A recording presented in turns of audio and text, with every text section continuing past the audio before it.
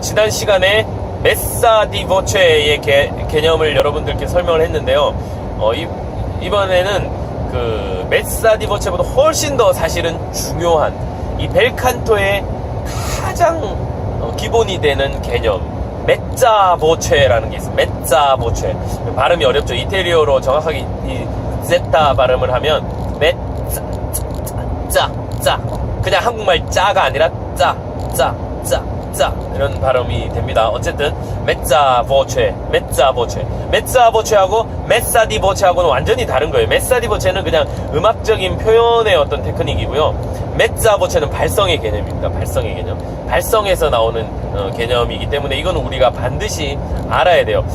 옛날 대가들 중에 그런 얘기가 있습니다. 이 벨칸토의 시작은 메짜 보체에서 시작된다. 메짜 보체에서부터 이 성악적인 이 발성이 시작된다라고 얘기할 정도로 굉장히 중요한 개념이에요. 메짜 보체는. 근데 요즘 성악가들은 이 메짜 보체를 못하는 사람들이 굉장히 많아요. 이 메짜 보체 자체를 표현하지 못하는 사람. 이게 어떤 말이냐? 메짜라는 게 절반이란 뜻이거든요. 절반. 그래서 절반의 소리. 보체가 목소리라고 했잖아요. 절반의 소리라는 뜻입니다. 이거는 그러니까 좀 풀어서 설명을 드리면 내가 호흡을 실어서 낼 수 있는 소리의 가장 작은 소리를 얘기를 하는 거예요. 호흡을 싫지 않고 가장 작은 소리는 우리가 흔히 얘기하는 가성 있죠. 가성. 팔세토라고도 얘기를 하는데, 가성은 호흡을 싫지 않은 그냥 공기를 호흡을 싫지 않았다라고 얘기를 하는 거는 좀 그렇고, 그러니까 어쨌든 횡격막이 어떤 특별한 에너지를 쓰지 않고 그냥 아주 편안하게 호흡을 그냥 바람을 불어내면서 내는 가성대를 사용해서 낸다 이런 얘기 하잖아요. 좀 어려운 개념이고 의학적인 개념까지 들어가는데 그건 뭐 그냥 차치하고요. 어쨌든 가성을 내는 것과는 별개의 진성, 우리가 쉽게 표현하면 진성인데 진성으로 낼 수 있는 가장 작은 소리를 얘기를 하는 거예요. 이 소리를 내는 것이 굉장히 어렵습니다.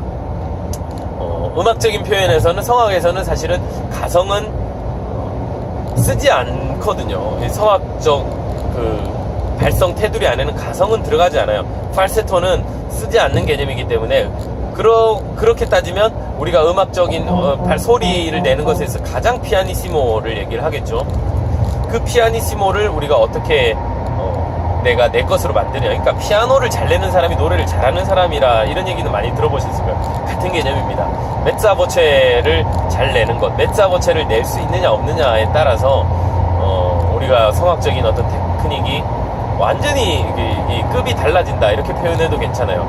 성악의 시작이 메짜 보체다. 근데 이제 가성은요, 여러분들 한번 들어보세요. 가성은 그냥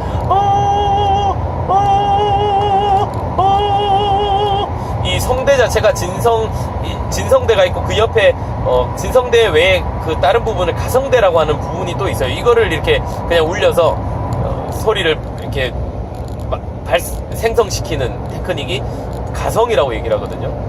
그냥 근데 정확하게 그거는 제가 이 가성대가 어떻게 사용되어지는지는 사실 잘 몰라요.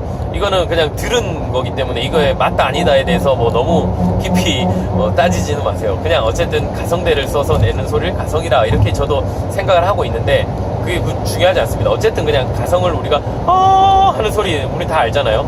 그 소리는요, 이거를 포르테를 내면요 하고 소리가 이렇게 바뀌죠. 진성으로 넘어가는 소리. 소리가 탁 하고 진성대로 넘어오면서 호흡을 싫기 시작하면 그게 갭이 탁 생겨요. 그 이전은 가성이고 그 이후는 진성입니다. 그죠?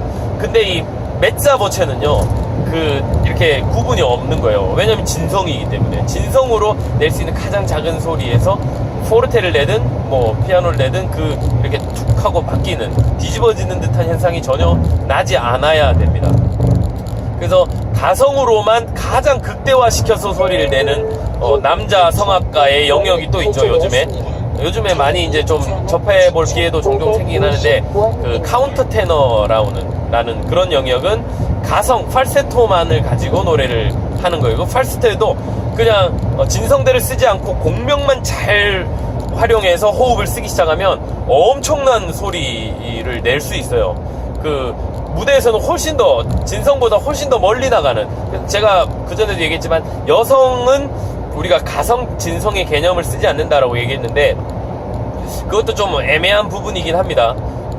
여성에게 있어서 진성이라 하면 흉성구 밑에 아랫소리를 낼 때는 진성으로 나오다가 위에 이제 우리가 성악가들이 쓰는 그 음역, 그러니까 고음역에 올라가면 다 가성대라고 일반인들은 그렇게 생각하실 거예요. 근데 그렇게 표현해도 뭐 표현의 가성이냐 이게 진성이냐 두성이냐 너무 그렇게 구분을 따지지 마세요. 저도 거기에 대해서는 좀 회의적인 생각도 있어요. 이게 두성이다 가성이다 뭐 별로 개념이 없습니다. 어쨌든 그냥 가성이라고 표현할게 쉽게. 여성은 가성만 가지고 노래를 한다라고 생각을 했을 때 그 가성에 호흡을 실으면 남성보다 훨씬 더 소리가 크게 울려요. 왜냐면 울림 자체가 훨씬 더 풍성하게 날 수 있거든요. 그 카운트 테너도 마찬가지입니다. 이 소리는요, 이 소리보다 훨씬 더 멀리 전달이 돼요. 진성으로 이렇게 포르테를 내는 것보다 가성으로 포르테를 내는 게 훨씬 더 멀리 전달이 돼요. 그 영역을 잘 활용을 한 것이 카운터 테너이겠죠. 어쨌든 뭐, 근데 이 메짜보체는, 지금 메짜보체 설명을 하고 있는데, 메짜보체는 내가 낼 수 있는 진성의 가장 작은 소리.